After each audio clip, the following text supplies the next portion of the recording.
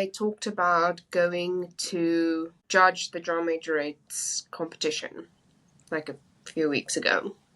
Naturally, as you might know, wherever you go, whatever you do, something always inspires you to write like novels. Currently, I'm busy writing like a romance suspense, and I really want to finish this because I started it like in 2020. But then when I was there, I was like, oh my gosh, I have this new idea for a book that I want to write. And these can be the characters, and these can be the plot line. And I was just like, whoa, calm down.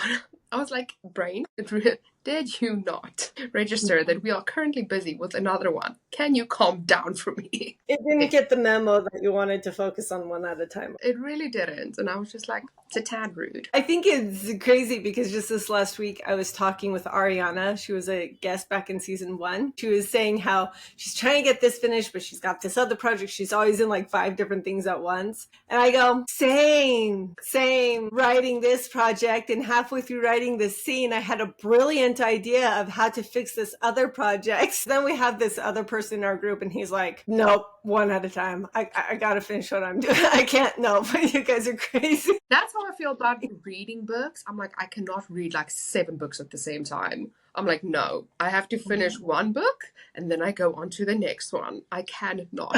And if people are like, yeah, I'm reading like 7 different books. I'm like, pardon? What? I'm so confused. I'm sitting here partway through 3 different books at the same time right No! now.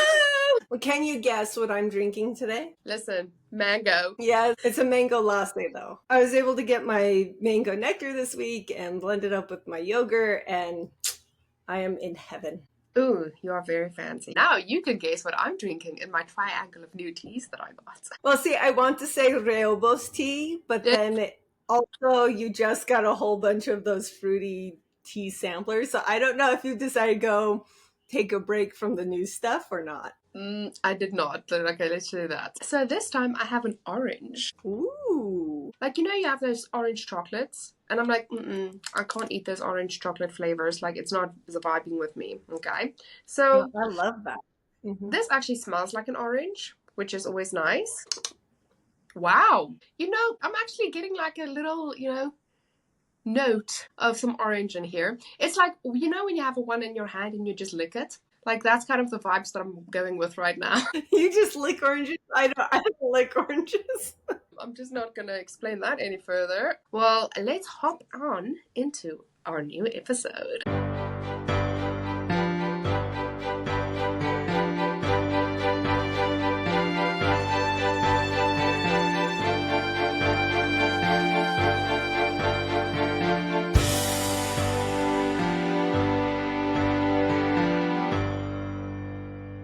Welcome to Tea and Tales. We are so glad to have you here with us again this week. I'm Madeleine now. And I'm Sarah Sampson. We especially want to thank our viewers Jessie Cunneth and Anne Guns. Thank you so much for joining us each week. This week, we're going to be talking about manuscript hopping. I've been looking forward to this particular episode because we had a viewer who came up with this and was like, how do you go from manuscript to manuscript and not get confused or get things mixed up or make them all sound so alike? As a manuscript hopper myself, and now with multiple projects, we thought, hey, let's talk about ways we found how to do this. Right? Just as every person writes differently, every person manuscript hops differently as well, because our brains work differently, our schedules work differently, and so what might work for one person might not necessarily work for another person. Just like any of the other tools we have given you, try everything and you take what works for you. I think you should see it as a positive thing when you can do manuscript hopping. When you finish your first draft, people always say that you have to step away from your manuscript like for 2, 3, 4 weeks, and then you go back again to go edit it. And I think it's the same way when you move from one project to another project. Sometimes you just are stuck and you don't know what to do with that character, or that character is just like annoying you, or whatever reason. And so then it's good to just like bounce to something different, and then you come back again, and then it's like, okay, now my character is speaking to me again. Thanks so much. You know, sometimes for me, I will get into a mindset and I'll be like, I am acting so much like, or I am thinking so much like like such and such character, that I feel more motivated to write them than the other people. Like, I Hmm. am in their mindset right now. I've been listening to the right music. I've been doing all the right things, that I am in this zone. And I don't want to make myself not write it just because this manuscript over here needs my attention. You know Yeah. what I mean?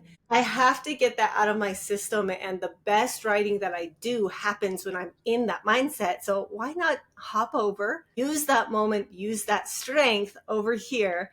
And when that's now been burned through, go back to the other things that I need to do as well. If I don't do that, I am stunting my own writing. Now, Hmm. other people may feel differently. I know people who are like, I cannot think about two different plot lines at the same time.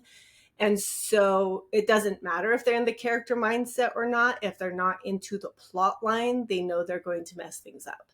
So you have to kind of know yourself that way of when you're ready to hop to something else and when you need to dig in and focus. So let's talk about some of the different times that you need to recognize when to hop and when not to hop.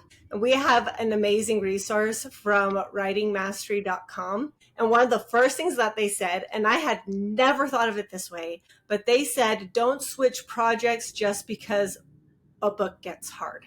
Hmm. I have done that where I'm like, nope, it's just too hard. I want easy writing. And so I drop it and then I don't come back for forever. And they're right. It is a bad idea. It's very true. The thing is also, if you keep on switching from one project to another project because it gets hard, then you'll never finish the book because you keep on jumping to different projects. And so it is just smarter to sit down, sit through that stubborn plot hole that you are facing and just finish it, because what do we always say? You can work on a first draft. You can't work from a blank page. At the same time, I think that also needs to be balanced with, are you leaving it just because it's hard?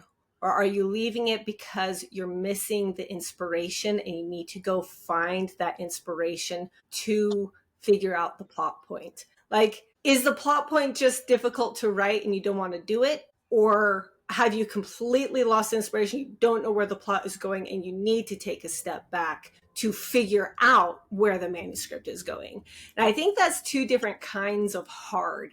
Mm. Like, it is hard sometimes to put words on a page, even with a fantastic outline or idea, but it is impossible to put something on the page if you don't feel like you know where it's going, or you don't feel like you know what the next scene or the next plot point needs to be. Yeah. In which case, I would say go ahead and step back, do something else, and let your brain reminisce on it. Let your brain figure out the plot point in the background. That's a very good way to look at it. And I actually like the next thing that they say, because they say work on projects in different developmental stages. I like and dislike it at the same time. I think it's a great idea, because if you're in the first draft of one project, but you're in the last stages of editing in another project, and you're busy with your promoting in a different project, and you just started like doing brainstorming for a new project or world building for a different project, that is such a great way to split your mind and split your ideas and all those things, because they're not focused on the same thing. So the chances of you overlapping or getting confused with your characters or your world building or anything like that is far less, because they are in such different stages of development. I did try this though. So again, it might not be for everybody, because I kid you not, it's the same with reading for me. Like, I would be reading a book right now, I will finish it tonight. Tomorrow morning, if you ask me what the book is about, I will be like, yeah, it was about this, this, this, and these are the characters. By the next day, if you ask me what this book is about, I will have no idea. I don't even know who the characters are anymore. I don't even know what the plot line was. I don't even know what the tropes were. It's gone. I don't know. So for me then, to have written this novel, and I finished it, and I'm like, okay, I'm at the final stages of editing, and I started this new project. I'm like, that is already far out of my mind. I was working on this new project, and I sent my previous novel to beta readers. And so once they actually got it back, I was like, kind of forgot about you, but cool beans. I mean, I was busy with this new novel and I was like, okay, I'll take a break from you because I just finished your first draft. And I was like, let's go back to here. And I kid you not, I was literally sitting there. I was like, who are these characters? What are their wants? What are their needs? I don't know. Then I had to go back and like rummage through all my little sticky notes that I have to kind of figure out who these characters are and what they're doing in their lives. And I was just like, this is not a good idea. That can make it a little bit difficult if you have forgotten what it's supposed to be. I love how Writing Mastery brings out that you need to be able to utilize the management tools, project notes, and your outlines to keep these things straight, to refresh your mind of what's going on. I would say your World Bible that we've talked about in other episodes, use those things to remind yourself where it's supposed to be going and what these characters are if you do hop back to an old project, especially in a different stage like Nell's talking about. For me, it's not so much the plot lines. I usually can remember my plot lines really, really well and my main character's personality really well. But all those minor characters and names and places, I'm like, I don't remember what this building looked like. I don't know. Let me go back to my notes. What did I design? I'd have to use my notes for those sorts of things as I'm going through and editing. It kind of just depends on what type of author you are. Are you traditionally published? Are you self-published? Because that also leaves you in different stages of your projects and your writing and marketing and all those different things. So what if you're a brand new writer and so you don't have anything in different stages? What if I only have these couple half-written projects? What would you say then? Go read a book. That's a good answer. Here's my thing. I think it's always important for authors to read novels because you do find inspiration from other writers and other plot lines and other plot characters.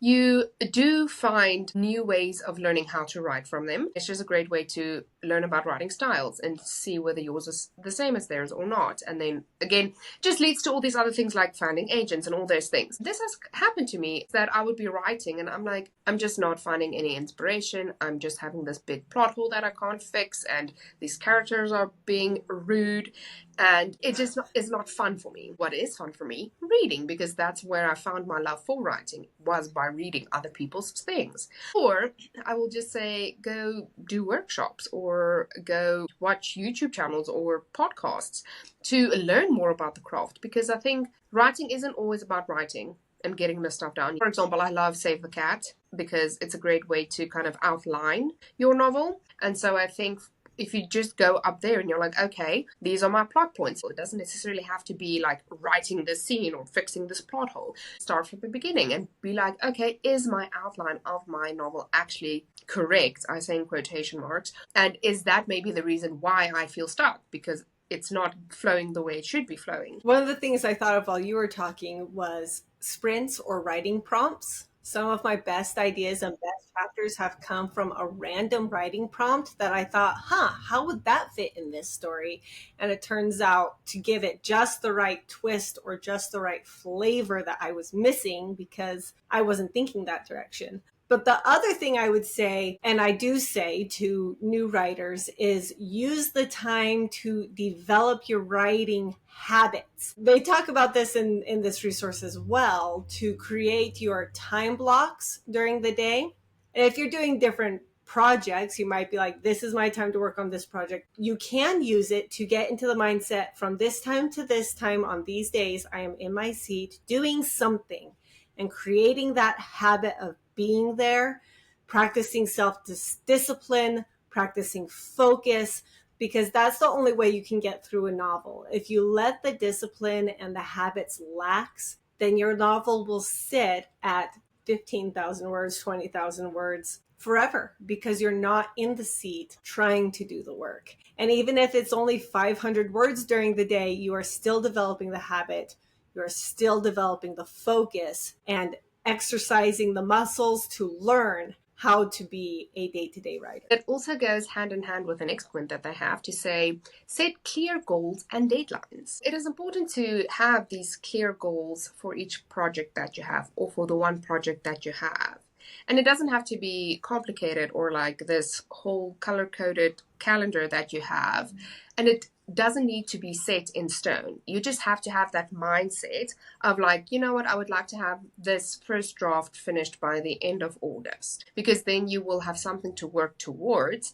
And I don't know about you, but I am someone, I need a deadline. Give yourself an idea of when you would like these projects to be finished, when you would like your beta readers to receive these, because then it also gives you an idea of when to reach out to people to be like, hey, somebody wants to beta read my novel. Or if you have your book published and you'd be like, hey, some art reads over here who would like to have them. So it's good to have these deadlines that you give to yourself, unless you're traditionally published and you have like your agent down your back being like, when is that final draft that you're supposed to be doing. It is a good way to keep yourself motivated and to reach for something, like, you know, a bowl of M&Ms that you put on your desk if you finish writing like 10 sentences. It can be small goals like that. I think a lot of times when we think goals, we think the big ones. I will have this finished by. I will be done editing by. And sometimes those large goals can actually make us feel like we're not being productive if we're not reaching them.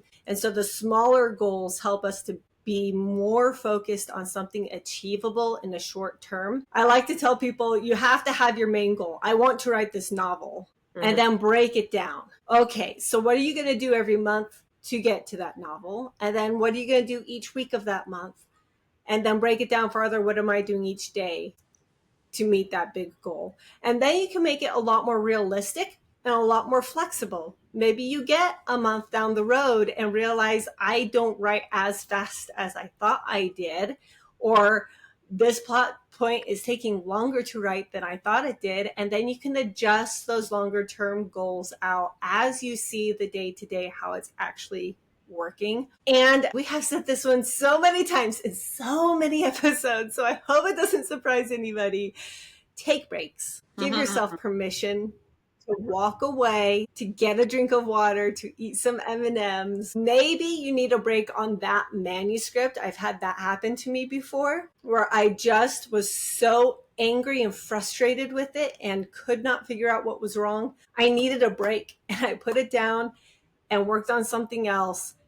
And then that pressure released. I was able to think things through and go back and make it better than I would have if I hadn't taken the break. One thing I want to say that I have found was very useful for me, and it's not on the resource that we have been talking about, is that for me, I do tend to focus on one manuscript at a time, but I do not dismiss the ideas that I do have when I do get them. And so what I've done to help myself not forget, that is the worst feeling in the world. When you have like an idea and you're like, yeah, no, I'll remember it. You never remember it. Do like a voice note or write it in your journal or something like that. I have a little notebook. And then I write those ideas in the notebook, because once I'm done with the novel that I'm currently busy with, I already have something that I can work off of, which is fantastic. Everybody needs something to work off with. I can't just sit down and be like, okay, now focus, now do it. I want to pull out this other resource, careerauthors.com, talking about juggling multiple manuscripts. And I love how they completely agree with you now. Not only do they agree with you, but they've expanded on it as well, where they're talking about do your warm-up exercise too. And they suggest things like journaling in your character's voice for 10 minutes before you start writing. And I thought, you know, I'm not a huge journaler, but I do that. I will pretend I am my characters when I'm doing something and be like, how would my character be thinking doing this? And I'm getting into that mindset. It's basically the same thing. It is. But when I read that, I was like, oh my gosh, that is so smart. I have never thought of that, to be journaling down like your character is, what their issue is right now, what their wants are right now. I was like, that is so interesting, because I mean, I do have a journal in my bedside drawer that I write in every night. But this, I was just like, oh my gosh, that is such a smart way to scrapbook for your character one day when you do decide to write it. So if you're over here and this character is strong in your mind, but then you want to or need to switch, that you take that 10 minutes to change your entire mindset and set yourself into that new manuscript so that they can stay true to themselves and not bleed over. That is so, so important. We even had a guest on who said, I will never, ever, ever work on two projects at the same time. So if you want to give it a try, maybe that's something that you can think about to do to see if you can be doing two projects at the same time. So in the same resource, they talk about like what the pros are of manuscript hopping, because I think some people think it's such a bad idea to do that. And I think depending on how you look at it, it can be a great thing for you and your mind and your writing and your characters and all those other things. So the one thing they mention is the pressure gauge. So what is the pressure gauge, you ask? So it's basically when juggling multiple projects to stop putting so much pressure on yourself, on every little single thing that you do. Because if project A doesn't work out the way that you hoped, then you can move on to project B. And 3, 4, 5 years time, project A might like pop up again for you, and you know what, that was an idea that would fit great with this now, and you can chuck it in there. So I think it is a great way to not deplete you and to keep those, creative juices flowing, because I think a lot of times when you get to this point where you're just so frustrated with this novel and it's not doing what it's supposed to be doing, or you're not getting agents for this novel that you are querying, then you feel so disappointed and disheartened and discouraged. And so to be able to be like, okay, but I have this new project that I can query, or this new project I can work on. It sounds so simple, but makes you feel better. And I have seen this in action in the last year, actually. We all know how to do what we're doing, but a few of the people in the chat were getting so fixated on one part of it. I don't think my query letter is quite ready enough. I don't think my manuscript is quite tight enough. That they were getting under that pressure. It was stalling them so bad they were in tears sometimes. And the rest of us just said, hey,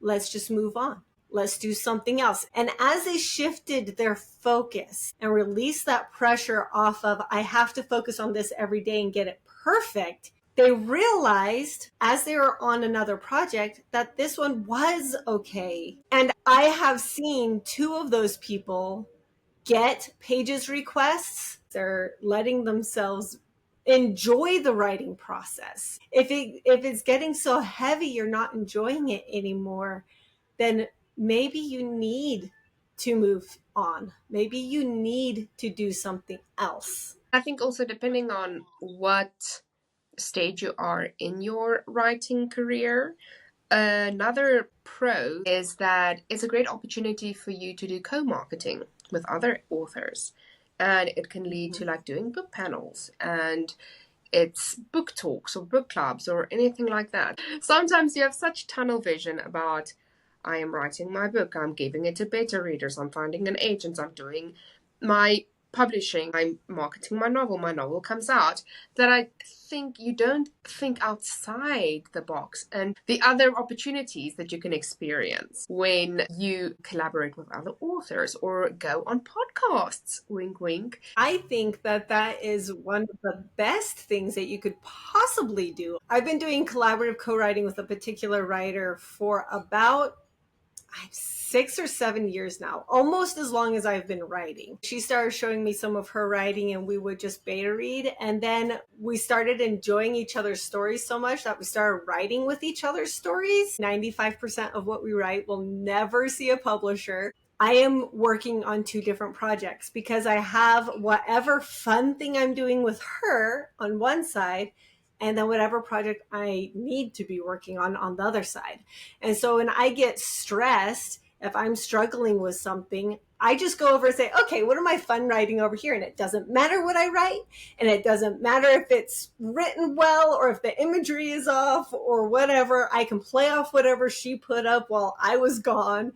Yeah. Now I want to do that. Who wants to do it with me? That sounds like fun. Nell did a lot of really good research. I threw a lot of ideas down, and then she went out and researched all of them, and she came out with a third resource even that I'd never heard of before called thewritingnor.com. And she pulled out one of their articles, they called them guidelines. They sound a lot more like options to me for getting into writing multiple projects. I want you to think about which one of these would work for you and how you might tweak them to fit your style and your novels. So let's start with the first one. Your manuscripts must be very different. Perhaps one could be a nonfiction, and one can be in fiction, or one could be romance and the other one could be crime. So this way it would be easier not to let those characters bleed into each other, or those storylines bleed into each other. I like that suggestion for people who are struggling with that. For me, I don't think I could do that one, which is why I'm like, yeah, these are definitely options. I stick very much in the same kind of area and the same kind of genre. I have tried to reach out and do something like a nonfiction book or literary fiction, and I hate it so much. My variety is a little bit less varied than they're suggesting. I also know people who write very, very different genres. Mm-hmm. Very true. The second one they suggest is kind of what we said before. It's to have your manuscript at different stages, whether it is first draft, editing, second draft, have them at different stages, because then your mind will be in different stages as well. And the other thing they're talking about is to make sure you have the energy for each story. Oh my goodness, that is so very true. Because, so for example, one of my characters is a very active person. So she runs and I'm like, just reading you exhausts me. I would rather write a murder scene right now. Thank you very much. The last suggestion is the one that I love the most. And I found that I'm like, oh, that's exactly what I do. Have the stories you're writing be part of the same series. So this is kind of exactly the opposite of do completely opposite things. Do all your novels that are in the same series. It is how my first book ended up ballooning into a 10-book series. We won't get into that. But if I'm going through and writing and then I think, oh, I can build this in here and it can project into this, turning into this in the future, sometimes my brain will be like, oh yes, and that scene could look like da da da da. I go ahead and I go, we're writing this scene in book 3 that ties in with this, and then we're going to backtrack it and how that plot point is going to go through the entire series. And I write really well that way, and it keeps my mind able to focus on the larger story as well as the small single story. So when that first book is done, I know where I'm going, and I might even have multiple chapters written in the following books for the series. I love that. And I think you don't always have to think about, oh, I don't write fantasy, so I won't be able to make a series. Because it doesn't necessarily have to be a series. It can just kind of be in the same world. For example, if you take Abby Jimenez, she has released 6 novels already, and each of them is their own completely different novel, but they take place in the same time period.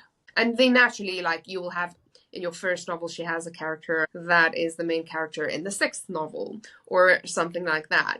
That can be your way of thinking about, like, doing a series for your novel. I really hope that our discussion today has helped you, that you can take some of these ideas and play with them and see if it helps you to become a better manuscript hopper and therefore a better writer overall. We like to keep things short here on Tea and Tales. Get your fingers back on the keyboard and your pens back on paper. And if you like what we are doing here and you like the content that we are sharing, go follow us on Instagram, Facebook, and Threads at Tea and Tales Podcast, and on Twitter/X and TikTok at Podcast Tea Tales.